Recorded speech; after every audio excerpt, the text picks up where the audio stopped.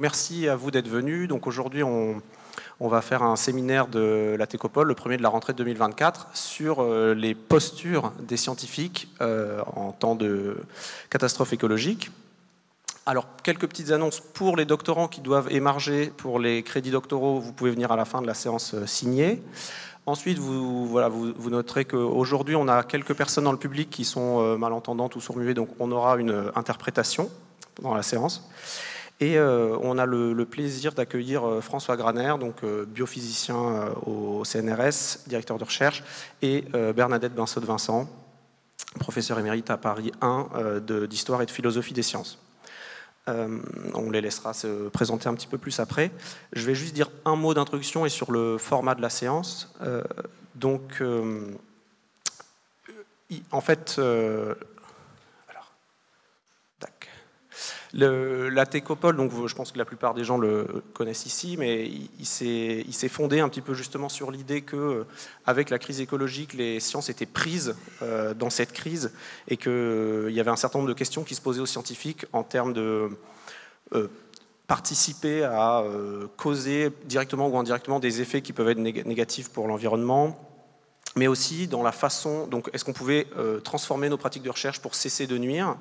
Et puis une autre question qui est aussi à l'interface de ce que fait la Técopole, c'est comment est-ce que les chercheurs peuvent s'engager plus activement avec la société sur des enjeux politiques, sur des enjeux présents, et réfléchir à comment participer à une bifurcation, et comment aussi intégrer nos valeurs dans notre recherche, dans notre enseignement. Donc c'est deux sujets, à la fois la question de la bifurcation, de changement des pratiques de recherche, puis la question de l'engagement, qui vont être illustrés par les deux interventions de François et de Bernadette. Je vais leur laisser la parole tout de suite, peut-être d'abord à Bernadette qui aura quelques slides à vous montrer. Et juste pour faire un commentaire, voilà, on a justement des types de questionnements sur comment les scientifiques interagissent dans la cité avec l'image que vous voyez derrière, qui est une photographie d'une marche des sciences aux États-Unis, donc qui défend le financement de la recherche, finalement, le fait que la recherche doit participer à la politique, à la société, avec des slogans des fois qu'on peut trouver très simplistes ou qu'on va sûrement un peu critiquer. Donc voilà, la science sert le bien commun, la science parle au pouvoir, speaking truth to power, ou alors we have the solution. Donc voilà, et donc justement en fait, c'est un peu ironique cette image avec à la fois l'engagement des chercheurs qui rentrent dans le débat politique et qui viennent affirmer qu'ils doivent avoir une place et en même temps qui portent des messages qui sont très critiquables sur peut-être la simplicité de comment la science participe ou pas de la solution. Voilà, merci à nos deux intervenants d'être là. Pour la structure de la séance, on va d'abord avoir une intervention de Bernadette pour une vingtaine de minutes. Je vous ferai des petits signes quand il reste 5 minutes, donc au bout d'une quinzaine. Ensuite, François, ça leur permettra d'exposer un peu leur point de vue et les choses qu'ils défendent à travers des publications récentes. Et ensuite, on aura d'abord une série de questions que des collègues de la Técopole vont poser pendant environ 45 minutes ou peut-être une heure, mais maximum à 16h ou un peu avant, on passera la parole au public pour la dernière heure de discussion. Voilà, merci beaucoup, bonne séance. Je voudrais présenter ici les idées que nous avons essayé de développer, Gabriel Dort et moi, dans un livre paru récemment, je ne me rappelle plus quand, en janvier, je crois, enfin je ne sais plus, qui s'appelle « Les sciences dans la mêlée » et qui provient de notre étonnement, je dirais, de notre perplexité, de ce qui s'est passé durant la manière dont nous avons vécu la crise du Covid. Alors, Gabriel Dort est un jeune chercheur en sciences du climat et en philosophie, et qui a présenté sa thèse sous ma direction et celle de Dominique Bourg pour les sciences de l'environnement. Et quand je l'ai re-rencontré juste après le Covid, il m'a dit qu'il travaillait sur les mouvements conspirationnistes ou complotistes. Et j'ai dit, moi je travaille à écrire un livre sur les rapports des scientifiques avec la société. Est-ce que tu veux qu'on essaye de voir pourquoi il y a cette polarisation si marquée entre d'un côté les défenseurs de la science contre les fake news, contre la désinformation, contre l'infodémie, tous mots qui ont fleuri pendant la crise du Covid. L'information, les fake news étaient devenues une propagation virale et une propagation qui devenait incontrôlable et qui encourageait le conspirationnisme ou le complotisme. Et donc je lui ai dit, est-ce que tu veux qu'on se mette ensemble pour écrire ce livre? Ça serait intéressant de voir si en réalité il ne fonctionne pas selon les mêmes schèmes. Et c'est ce qu'on a fait. Et il en est sorti de ça. Le slogan qu'on essaye de développer, c'est qu'il faut passer d'une culture de la méfiance à une culture de la défiance, ce qui est le sous-titre du livre. Pourquoi ? Eh bien, parce que ce qui nous a frappé, c'est que dans l'état actuel des choses, avec d'un côté des chercheurs scientifiques ou des journalistes ou des personnalités qui, sûrs de leur bon droit, défendent l'héritage de la rationalité, l'héritage des Lumières, contre les fake news, contre les complotistes, contre ce qu'on appelle aujourd'hui la post-vérité, c'est-à-dire un mouvement qui se traduirait par une attention particulière à dénier les faits, notamment le réchauffement climatique, à faire du déni des évidences scientifiques, à douter même que les faits existent. Et donc, entre ce mouvement-là et de l'autre côté, l'évidence que sur les réseaux sociaux, eh bien, il y a des théories du complot qui circulent. Ce n'est pas nouveau. La crise du Covid et le SARS-CoV-2, eh bien, ils auraient été peut-être propagés soit par les GAFAM. Les GAFAM, vous savez ce que c'est, c'est les grands de la tech, où il aurait été propagé par les Chinois, qui à dessein auraient provoqué une fuite de laboratoire, ou il aurait été propagé par des complots juifs, ça se ramène toujours à des complots juifs, ou il aurait été propagé par la 5G peut-être. Voilà. Donc c'est du n'importe quoi de toute évidence. Mais c'est ce que fait Gabriel Dort, mon co-auteur. Il étudie ces réseaux sociaux, son terrain, c'est d'étudier ce qu'il raconte sur les réseaux sociaux, et il s'est rendu compte qu'en réalité, ils font constamment appel à l'autorité scientifique. C'est-à-dire que pour démolir la science, telle qu'elle l'autorité scientifique, ils font appel, ils lisent Nature, ils lisent les plus grands journaux, et ils invoquent des faits. Donc ils partagent beaucoup de choses en commun. Et on est parti de ce constat. En réalité, ce sont des frères ennemis. Ce sont des frères ennemis qui se battent, qui veulent défendre leur vision du monde. Leur vision du monde, elle est complètement antagoniste, et chacun s'enferme dans sa vision du monde. Et cherche à disqualifier l'autre, à l'humilier, à montrer qu'il est manipulé. Et voilà, et chacun explique le comportement de l'autre en disant il est manipulé. Soit vous êtes manipulé par les GAFAM, par les réseaux juifs, par ce que vous voulez, soit vous êtes manipulé par Internet, par des agendas politiques populistes, etc., etc. Donc tous ces gens-là, des deux côtés, et je dis ces gens-là parce que je me tiens vraiment à distance, et nous tenons à distance de ça, partagent la conviction qu'ils sont dans leur bon droit, que c'est eux qui ont la vérité.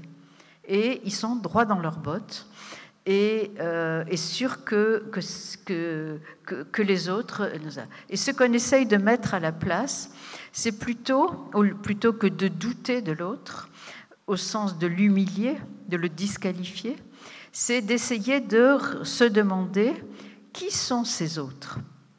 Qui sont ces autres, au nom de quoi ils parlent et qu'est-ce qu'ils cherchent à exprimer, à dire, Quelle est leur vision du monde et à quoi tient le clash, la collusion de la rencontre de ces deux mondes. Il y a eu un manifeste conspirationniste qui a été publié où très clairement les auteurs disent « Nous ne voulons pas vivre dans le monde de la majorité ». Donc ils revendiquent leur droit à avoir une vision minoritaire. Et cette espèce de crainte de l'autre, cette espèce de refus de l'autre est une attitude qui, de mon point de vue, éthiquement et politiquement, est quelque chose d'absolument inacceptable. Et l'effort qu'on a fait, c'est d'essayer de voir d'où vient le problème, comment on en est arrivé à une situation de polarisation telle, de méfiance telle. Alors on ne se situe pas au-dessus de la mêlée, hein. On est au cœur de la mêlée, nous aussi, hein. On est en plein dedans, parce que d'abord, on fait partie de l'establishment, on fait partie des milieux scientifiques, académiques, et on fait partie des chercheurs, mais on se pose aussi des problèmes sur qu'est-ce qui ne va pas dans la recherche, qu'est-ce qui a pu susciter la méfiance. Et qu'est-ce qui a pu susciter la méfiance ?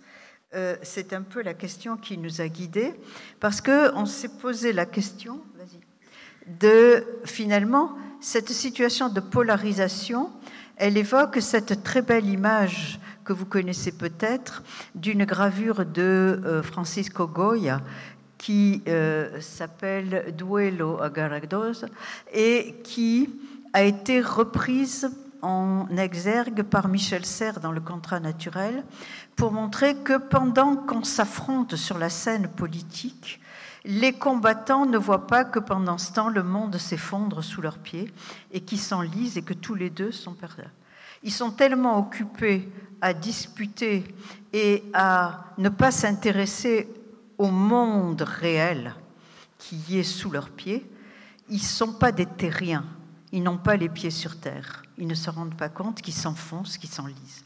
Et donc, on s'enlise dans ces polémiques sans fin qui sont détachées de la réalité et on dénie que le socle, c'est-à-dire la réalité, ce qui est en train de se passer, c'est un gigantesque mouvement. Le monde est en mouvement, la nature est en révolte. Gaïa se révolte.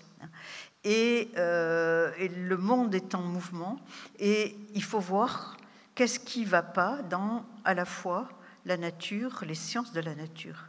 Qu'est-ce qui se passe ? Qu'est-ce qui fait que la confiance dans la science est tellement ébranlée et que les paroles des experts sont tellement remises en question? C'est la question un peu qu'on s'est posée. Et la réponse, on n'en a pas, mais on a plutôt voulu élargir le problème, montrer que ça ne vient pas de la stupidité du public, ni de l'irrationalité du public. C'est trop facile d'humilier les non-scientifiques quand on fait de la science. Et c'est un expédient auquel on ne veut pas avoir recours. C'est plutôt parce que, peut-être, au sein même de la science, il y a eu des problèmes et des raisons de s'embrouiller. Et le socle est en mouvance, le monde dans lequel on vit est en mouvance. Il est même peut-être en train de s'effondrer, ne le nions pas. Enfin, du moins, le monde occidental moderne sur lequel on a fonctionné, il est peut-être, je ne dis pas la Terre, elle s'en fout, hein. Elle survivra à la civilisation occidentale et elle survivra même aux humains. Gaïa s'en fiche de nous. Mais le socle épistémologique sur lequel la science a été construite, il faut le remettre en question. Il faut le remettre en question, il faut le repenser et il faut y travailler ensemble. Ce qui est remis en question, c'est l'idée d'une science pure et désintéressée, parce que la recherche actuelle, elle est impure. Quand je dis impure, ce n'est pas au sens moral, hein, mais au sens chimique, c'est-à-dire qu'elle est pétrie, façonnée, mue par des intérêts mélangés, des enjeux mélangés, qui sont à la fois cognitifs, épistémiques, et qui sont en même temps des intérêts sociaux, des intérêts militaires, de domination, de compétition, des intérêts pour l'environnement, pour la santé, voilà. Et donc, se rendre compte qu'il faut d'abord commencer par se rendre compte qu'on vit dans une science impure, au sens chimique, je répète, mais qui n'est pas éthiquement condamnable pour autant. Que l'objectivité est remise en question, mais là j'irai vite parce que j'en ai parlé toute la matinée, et qu'il y a une impossible distanciation par rapport au monde dans lequel on vit. On est tous dans la boue, si je voulais. L'image de Goya est belle parce qu'on a tous les pieds dans la boue. On est tous pris dans ce monde en mouvance et on n'y échappe pas. On est au milieu on est dans la mêlée. Et l'impartialité elle-même des faits est impossible à établir, à atteindre. C'est un idéal, certes, mais la science elle-même est partie prenante des problèmes à l'heure actuelle. Non seulement, et c'est là que je rejoins le questionnement de François, elle est partie prenante non seulement parce qu'elle a des impacts très très problématiques sur l'environnement, des impacts à la fois directs et indirects, et je n'en dis rien parce que François va en parler, et qu'il faut se poser des questions, et la question qu'il soulève me paraît très légitime, mais pas seulement, et c'est là-dessus que je voudrais discuter avec François, pas seulement sur les impacts, mais les conditions même d'accès à la connaissance aujourd'hui posent problème. Et la légitimité de la question que vous vous posez, elle vient aussi du problème des pratiques scientifiques qui sont les nôtres aujourd'hui et qu'il faudrait peut-être songer à remettre en question. Voilà. Du socle ontologique, je ne parlerai pas parce que c'est un gros mot, le mot ontologie.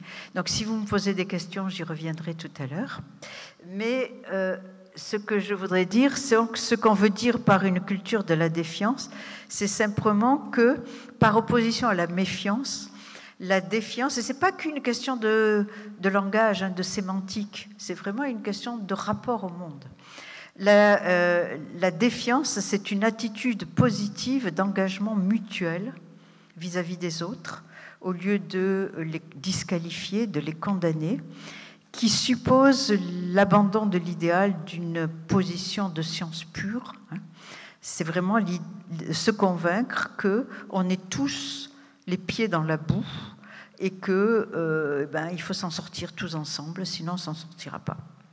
Et c'est l'idée que c'est à travers l'entrechoc de nos savoirs et de nos points de vue divers, à travers les frictions, les frottements qui sont générateurs de controverses, qu'on arrivera à s'en sortir. Loin de condamner la controverse, il faut cultiver la controverse, mais pas la polémique. La polémique, c'est la disqualification. La polémique, c'est chercher à abaisser l'autre pour avoir raison. Tandis que la controverse, c'est vraiment chercher à enrichir le problème, en montrant tous ses tenants et ses aboutissants, tous les présupposés qu'il y a derrière les différentes propositions en jeu. Et la controverse ne conduit pas à la polarisation.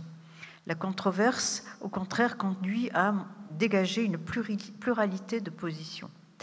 Et donc, c'est aussi la défiance, c'est la même origine, c'est une mise au défi, c'est un challenge. C'est mettre les uns et les autres à l'épreuve, mettre les scientifiques à l'épreuve, leur demander des comptes, de l'argent qu'ils dépensent, de ce qu'ils font à l'environnement. On a le droit de leur poser des questions, mais c'est aussi leur demander de faire leurs preuves et de nous expliquer comment ça, de nous faire partager, en tout cas, ce qu'ils vivent.